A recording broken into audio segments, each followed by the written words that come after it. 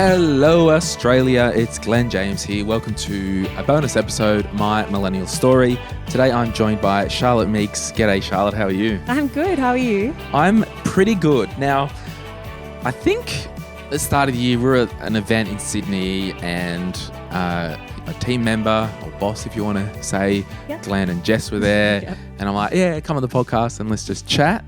And here we are. Yeah, here we are. So I'm interested to ask you about your story to do with money, to do with life, to encourage any other people. So you originally studied a Bachelor of Design majoring in textiles and ceramics. I did, yes. Where at? At UNSW, Art Wow. Design. And what type of job do you do when you do that? It sort of varies. Yeah, potter or something in textiles. And it could be sort of like textile art or more textile design. There's different options. There's not really a set plan. Yeah, right. And you're obviously not a potter now. No. So what do you do with yourself? So I work for Fox Hare in marketing, and my role is member success. So looking after all our members. Right. And you've used to work with HelloFresh and Bumble? I did. Yeah. So I did graphic design with both of those. Ah, awesome. So yeah. Love it. So it's a very kind of foundational question that I love to ask everybody. Yes. What was your, view of money growing up? I was always taught that you need to work for money. My parents were very much like, you need to get a job. So as soon as I could get a job, I had a job at IGA, being a checkout chick. So when I was 14 and 9 months. So I always worked for money and understood the importance of working for money. But my dad was a big spender. Really? Yes, huge spender. So he's a lawyer, he's a barrister. So he would spend big. Wow. Whereas my mum was more saver. Yeah. Sort of and style. where did you grow up? On the northern beaches. Oh, great. Yeah. Awesome. Yeah, so by the beach. Oh, love it. And when you were a child, do you remember the earliest career that you wanted to do? And do you think you're doing it now? I don't think I'm doing what I thought I'd be doing, but I also didn't really know what I wanted to do. I loved creative stuff. I loved making things. So that's why I did a Bachelor of Design. Definitely didn't think I'd be working in the finance industry, but really love it. Do you think because I was actually thinking this yesterday, so I've had a few careers. I did telecommunications and telephone stuff.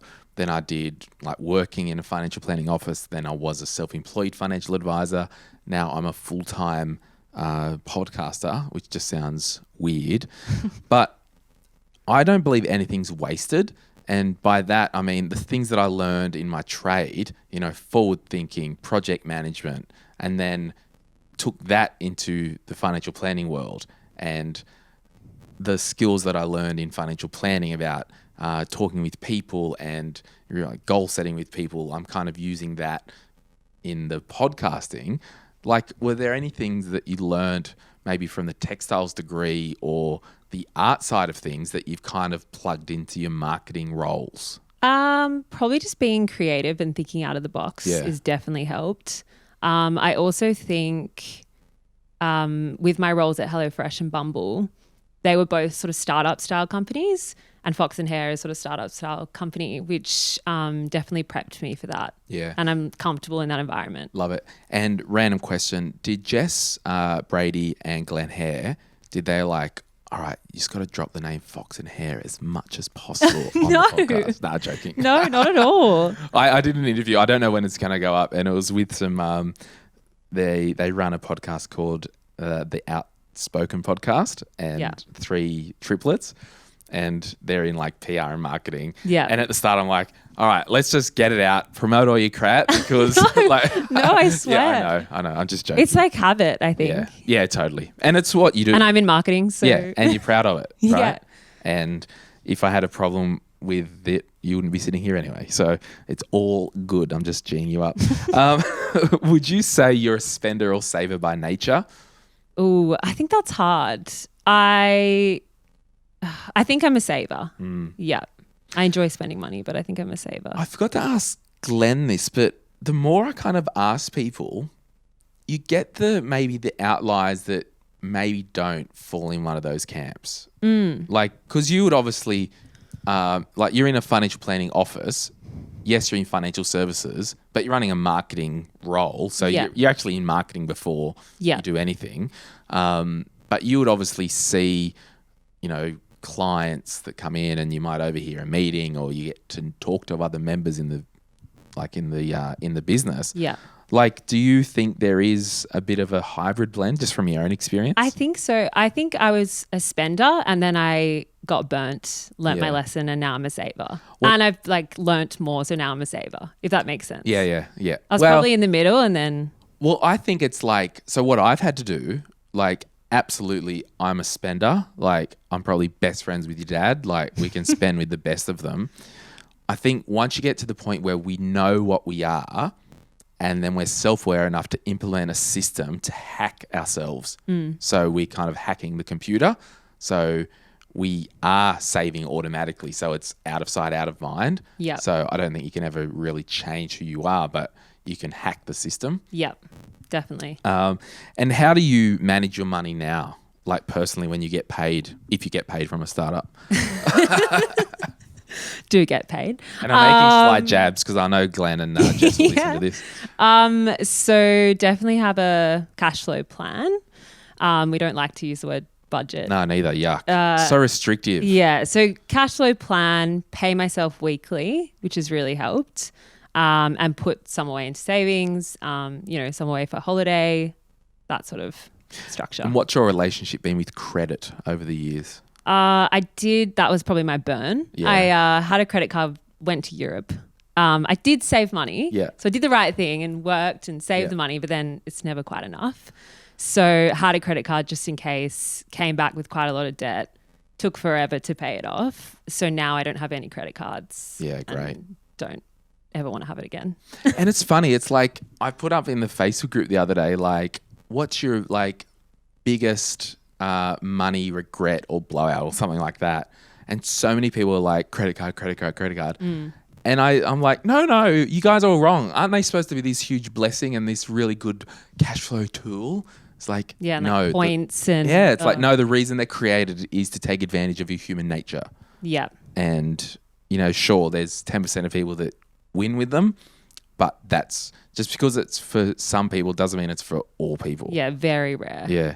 And if someone was to ask you your age, what would a young lady say? What? Your age. Oh, my age? Oh, I'm 26. 26. I was like, what I do was you trying mean? to get around it so I didn't have to ask you. I don't care about that. 26. 26. Yeah. So going on 27. Love it. And so it's kind of good that you've got your career underway. You've been burnt by credit. You've got a money system in place. Yep. And you're now it's kind of you've got that spendiness out of your system on credit. Yeah. Was Europe worth it though? It was. Yeah. That was probably, the best thing. What was the best country I that you went I wouldn't to? don't regret it at all. Probably Croatia. Everyone says that. Yeah.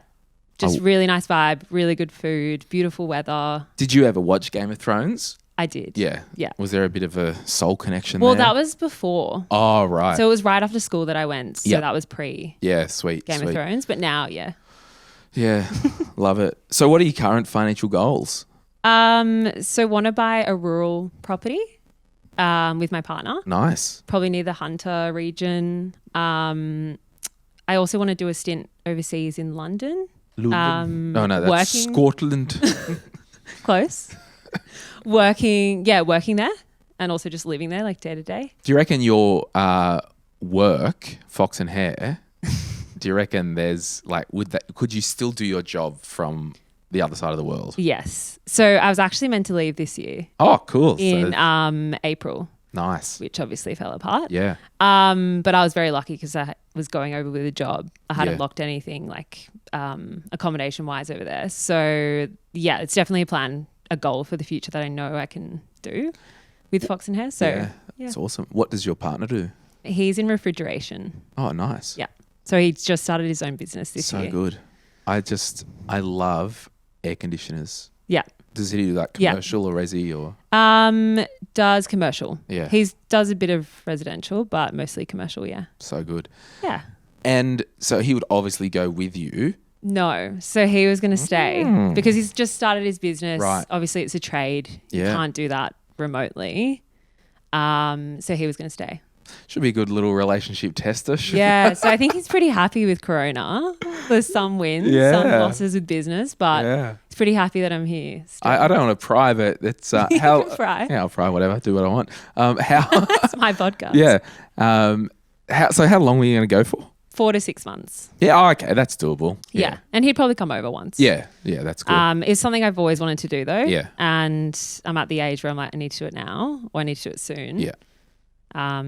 So that's your current financial goal. Yes. And given you've got a job while you're over there, yes, you really just have to work out where you're going to land and stay. Yeah. And have you gone that far yet? One of my friends is over there, so I was probably going to stay with her. Oh, that's easy, yeah. And I have a British passport too, so that helps. Oh, how did that come about? My mum was born in England, so nice. she fought for all of us, me and my brother and my sister, to get passports. Perfect. So that it helps. Yeah, so that's really easy. Yeah, so not too many barriers, which is kind of why I wanted to do it. Yeah, and I think and this is why I love doing these kind of discussions without any kind of framework, because if you are listening and you want to do something like this, ask your employer. Like, sure, if you're a dental hygienist, it's probably hard to do that remotely. Yeah. Just saying.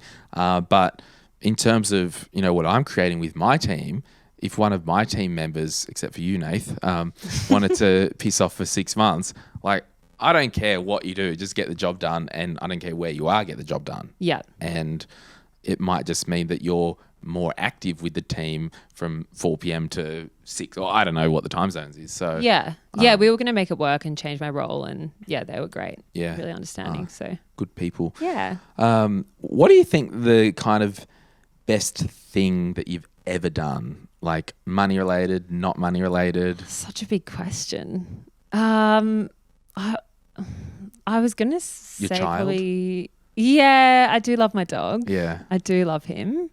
But everyone was probably thinking, "What? She's got a child." Yeah, my baby. But I have to go back to Europe to travel. Like traveling in general is really big for me. Yeah, it's just a big eye opener and kind of makes you realize you're only just a small part of a huge world.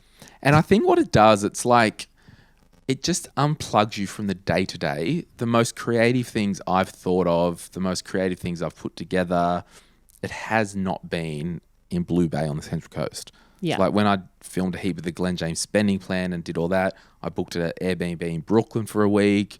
I went to cafes in the morning, shot a few hours, then I'll go over to Manhattan and just do a bit of sightseeing, and then go back and edit at night. So it was a true experience and a working type of holiday. Yeah. And I just think travel brings out things in you that you didn't know were there. Yeah. And you can make lifelong connections. Yeah. And I think if you're a creative person, you thrive off that sort of difference, a change of environment. Yeah. I just love it. Yeah. Now, you're a millennial. I am. What would you say some of your top money tips are for millennials, or particularly even you've got some girlfriends and some friends, if they're like, oh, you work for a financial advisor, what should we do? They do ask. Yeah. So what's your kind of go-to, hold my beer type speech? What's your TED talk? I think the cash flow strategy is really important. Yep. It's not the most exciting thing, but kind of once you've got it set, you can kind of forget about it. And you don't have to think about it anymore. I also think just caring about your money and also just talking about money. No one really talks about it. So I always talk about it when I'm with my friends. Be open about what you earn or what your goals are, or what's pulling you back from that. They would be my top tips, I think. I think as well with money, you have to respect it or it will walk out. Yeah. That's about as deep as I got there. But if you don't pay attention and be active and give it the respect it's due, it will not enhance your life. Yeah. And I think people around my age are just sort of I just don't want to think about it yet. But they're really disadvantaging themselves by not thinking about it. So, and that it's cool to care about money. People get embarrassed. Yeah. Well, it's a part of everyone's life. Yeah. So we just went through like Super September. What's super to you? I'd probably say like passive income or my income For later you? Yeah. Yeah. So my later life and what goals I want then. I definitely didn't care about it before I started working in finance. Didn't even know what super fund I was with, what it was invested in, none of that. Now I do, and sort of know the importance of it. So that's really great. But yeah, I'd probably say passive income. Yeah. And I think as well, it's like just being aware is half the battle. Yeah. And I think it is getting a lot better with, if you haven't already, log on to the ATO, to MyGov, see your accounts. Like, you shouldn't be like my sister, what she was 10 years ago when she had like 9 or 10 or 11 funds. Like, it just shouldn't be like that anymore because it's all linked. Yeah. And we have got the power to be aware of stuff. And I honestly think, as boring as some people think super is, if you just pay attention to it and know that it actually is your money and run your eyes over it, even if it's once a year, I think you'll be thanking yourself in many years to come. Yeah, definitely. Agree with that. What's your worst money mistake you've learned from? Maybe other than the credit card thing. Yeah. If you've got one. I mean, have one. You seem pretty perfect sitting over there. Oh, not perfect at all. No. I don't know though. I do get parking fines. Yeah. Which are so annoying just because I'm like, oh, I'll be fine. I'll be 5 minutes. So that stuff's annoying. What other money mistakes? Signing up to expensive phone plans that I probably don't need. Yeah. That's probably about it. But it's actually, and this whole like people with a credit card with like $3,000-$4,000 debt, and you've probably had like clients in the financial planning business. It's not this, I've got $10,000 credit card and we're rolling it over and all these. It's not because they purchased a $5,000 lounge and a fridge. It's the death by 1,000 cuts. It is the little things that build up over time. Yeah. And if you don't have a credit card and you are a little bit spendy, well, you'll never spend more than what you earn. Yeah. Or you can't. No, exactly. So yeah, it's actually not rocket surgery, this money thing. It's like just the small wins daily build up over time. I also think I used to spend a lot of money on stuff that I didn't actually care about. I thought I did, but I didn't, like clothing and going out a lot. Like I like going out to restaurants and things, but I've cut back a lot on those sort of things, which has really helped. Yeah. Yeah. I'm going to take a quick break and grab a water. Yeah. And we'll come back because I want to ask you about some other little things to encourage the community. Great. So talk to us about so COVID hit, you were going overseas, and I think this is really interesting for people when we've got goals and stuff can happen. Like this goal now of yours, that could be kicked down the road for 3 years because we don't know if there's a vaccine. It could be 6 months. Well, is it safe to say in your mind it's not going to be before July 2021? Yes. Is that? Yeah. Yeah. Yeah, I think so. I don't know if I've quite gotten there yet. Yeah. In accepting that fate. Yeah. But yes. So in terms of the goal, what's your partner's name? Sorry? Harrison. Do you call him Harry ever? I don't, but everyone else does. Okay, so I will. You can call him Harry. Yeah. So in terms of buying the hobby farm or acreage or whatever you want to buy, is it something's like, okay, well, let's try and bring that forward and then we'll travel? Like, have you thought about any trade-offs and pivots with your goal or just a holding pattern at the moment? Yeah, definitely. We sort of brought that goal forward a little bit, if possible. Like that's sort of the main goal now. Yeah. Because the other one's probably going to come later. So yeah, we definitely moved that one forward and pushed the other one back. Yeah. Yeah. Any reason for the acreage? Harrison's really into it. Yeah. He definitely wants to be sort of a country boy. Yeah. His godfather has a big property. He's always, been to that property and really likes that sort of lifestyle. Yeah, great. And I agree too. Yeah. And what are you looking at? What area? Near the Hunter region. Yeah. So I think it's Gundog Oh, yeah. and Stroud Hill. Yep. Yeah. Yeah, that's really country. It's really nice. Yeah. There. Yeah. I'd be checking the internet connection out there if you want to be a remote worker. Yeah, that's true. Yeah, well, no, that's really cool. Yeah. So if you, so how are you going about achieving that goal? The property? Yeah, like what type of price is up there for a property? It sort of ranges. I Yeah. think we're looking at about 700,000 to 800,000. Which isn't that crazy considering what you get. What you get. Yeah. I mean, if he can build his business up there from a young age, he'll kill it. Yeah. Because it's, you know, it's all about who you know in those any Yeah. communities. Yeah, definitely. And what size acreage? Like, is it at 200 acres? Oh, no, it wouldn't be that much. No. What am I thinking? He might. I don't actually know the Yeah. whole sizing. He would have a better idea of Yeah. that because he has a very clear Yeah. image of what he wants. Yeah. Whereas I just want like a nice country house and a nice view. Yeah. No, I'm And sure just to you'll get relax that. in the Yeah. quiet. So, yeah. So how, like, so he's in startup mode. Were, you know, on track to go overseas. Yeah. How are you going about, like, are you getting parental guarantees for it? Yes, your we'll own cash? hopefully get parental guarantees and just take advantage of all of the like first home buyers. We've got a joint savings account that we're putting money into and sort of know how much we need to put in to make that goal by a certain time. Was it a consideration that he's self-employed and there needs to be a bit of a history for a lender? So how are you going about that? I don't actually know about that. Yeah.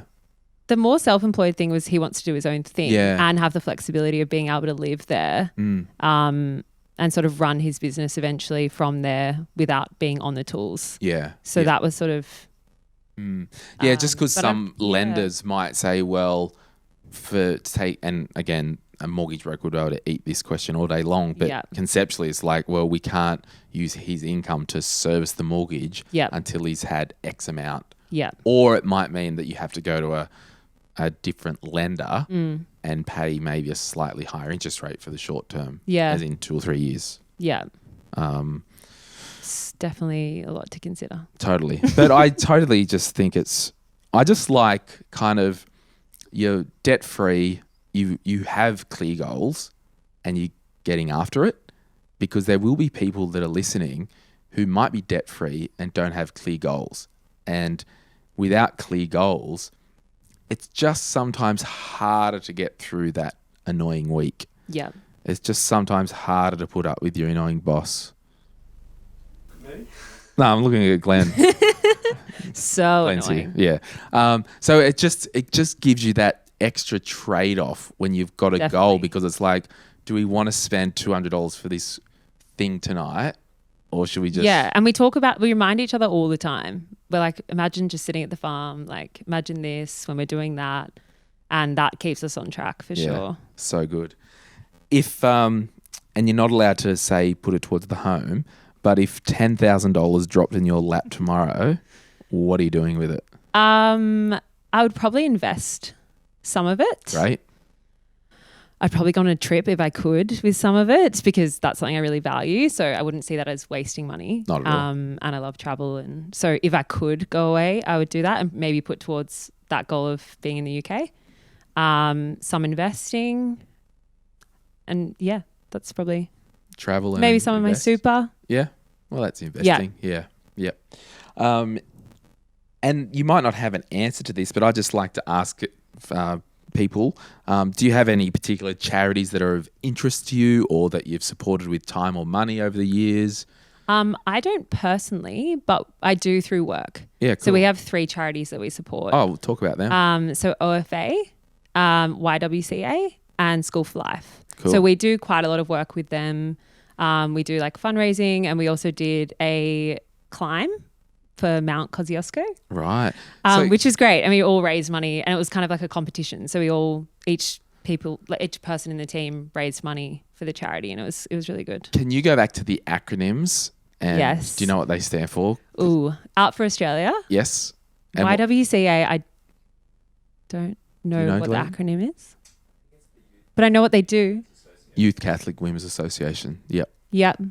And School for Life. School for Life. Yeah. Yeah, sweet. Now, just to finish up, do you have any kind of, I just like this bit of a further open mic, if there's anything you want to kind of leave people with, like if you want to, if there was a young woman who was in your position a couple of years ago, starting their career, or in a uni course that they didn't know if they were like going to do, what would you encourage them to say? I think the goals, have clear goals and do something. Like with my design degree, I didn't know that I wanted to be a potter. I probably didn't want to do textile design, but I loved doing it. And so I was like really interested in this. So I'm going to do it and get qualified in it because I might want to do something with it. So yeah, something you're passionate about, have clear goals and keep out of debt. Something. Yeah, keep out of debt, no credit cards. Oh, love it. Well, I really appreciate the chat. Thanks for having me. No worries. Thanks for coming. And like I said to Glen Hare, your boss, you're welcome anytime to drop in and have a chat. All right. See ya. Bye.